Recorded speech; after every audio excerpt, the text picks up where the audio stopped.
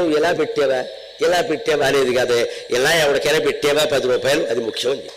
ఏ బొట్టు పెట్టకపోయినా పర్వాలేదు, బొట్టు ఇక్కడ ఏమిటి, దేనికోసం బొట్టు అనేది ఆజ్ఞాచక్రానికి సంకేతం. బొట్టు ఎందుకు పెట్టుకోవాలి, ఆడ మగ అందరూ సతంతు వితంతు భేదం లేకుండా అందరూ బొట్టు పెట్టుకోవచ్చు, శాస్త్రం తెలిసి చెబుతున్నా. వితంతువులు కూడా శుభ్రంగా బొట్టు పెట్టుకోండి. ఎవరైనా పెట్టుకోమంటే గరికిపట్ట ఈశ్వరరావు గారు పెట్టుకోమన్నారని చెప్పండమ్మా, ఆ పుణ్యం నాది, పెట్టుకోండి.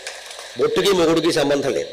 వితంతువులేమో పెట్టుకుందుకు లేదు అని బాధపడుతున్నారు. ఉన్నవాళ్ళు కాలేజీ అమ్మాయిలు మొత్తం తీసేసారు. పెళ్ళైన వాళ్ళు కూడా విచిత్రం, ఇంట్లో పెట్టుకుంటారు. ఆఫీస్కి వెళ్ళేటప్పుడు కనిపించకుండా పెళ్లినాడు అరుంధతి నక్షత్రం లాగా పెడతారు. కనపడితే ఎవరన్నా ఏమంట, మరి ఏమండి ఇతర మతాల వారెవరికి వారి చిన్నాలు మెళ్ళో వేసుకుని ఆఫీసుకు తిరుగుతున్నారే, వాళ్ళ ప్రార్థనల కోసం పూజల కోసం గంట పర్మిషన్ ముందు పెట్టుకుని వెళ్ళిపోతున్నారే, వాళ్ళు ఎవరికీ లేనటువంటి నామోషి మనకెందుకు వచ్చిందండి హిందువులకి? మన చిహ్నాలు మనం ధరించడానికి, మన బొట్టు మనం పెట్టుకోవడానికి మేము హిందువులం, మేము హిందువుల్లాగే జీవిస్తాం, హిందువుల్లాగే మరణిస్తామని చెప్పవలసిందే ప్రతి హిందూ.